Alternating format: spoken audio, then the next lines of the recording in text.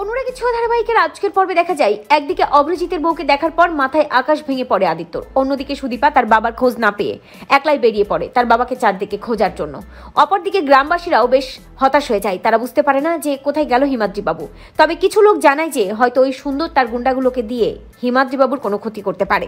এই অবস্থায় তারা কি করবে বুঝতে না পেরে গ্রামবাসীরা সবাই মিলে আদিত্যকে ফোন করে। তবে আদিত্য তো ছুটিতে আছে। আদিত্য যখন পরমাকে সব ঘটনা খুলে বলতে যাবে যে তার ফোনটা কিভাবে নষ্ট হয়েছে, সে কেন পরমার সাথে যোগাযোগ করতে পারেনি, ঠিক তখনই গ্রামবাসীদের ফোন আসে এবং আদিত্যকে জানানো হয় যে হিমাদ্রি বাবুকে খুঁজে পাওয়া যাচ্ছে না, আর সুদীপাও বেরিয়ে গেছে তার বাবাকে খোঁজার জন্য। ওই সুন্দর এবং তাদের এমএলএ যে কোনো কিছু করে ফেলতে পারে, ওদের দুজনের ক্ষতিও করতে পারে। আদিত্য বুঝতে পারে নবীনপুরে পৌঁছানোর আগেই সুন্দর তার গুন্ডাগুলোকে দিয়ে ভয়ঙ্কর ক্ষতি করতে পারে সুদীপা এবং তার বাবার। তাই আদিত্য তার বন্ধু আর্যকে ফোন করে ইমিডিয়েটলি ওই থানায় যাওয়ার জন্য। আর জন্য কেউ নয়, সূর্য, যার পুনর্জন্ম হয়। সুন্দর যখন তার গুন্ডাগুলোকে দিয়ে সুদীপাকে কিডন্যাপ করে তার ডেরায় নিয়ে যায় এবং জোর জবরদস্তি করে সুদীপাকে বিয়ে করতে যায়, ঠিক তখনই দেবদূতের মতো হাজির হয় আর্য। আর্য পাশের থানার পুলিশ অফিসার। নবীনপুর গ্রামকে রক্ষা করার জন্য এবং সুদীপাকে রক্ষা করার জন্য দেবদূতের মতো হাজির হয় আর্য। আর্যকে দেখে চমকে যায় সুদীপা, ভাবতে থাকে যে কেউ নেই।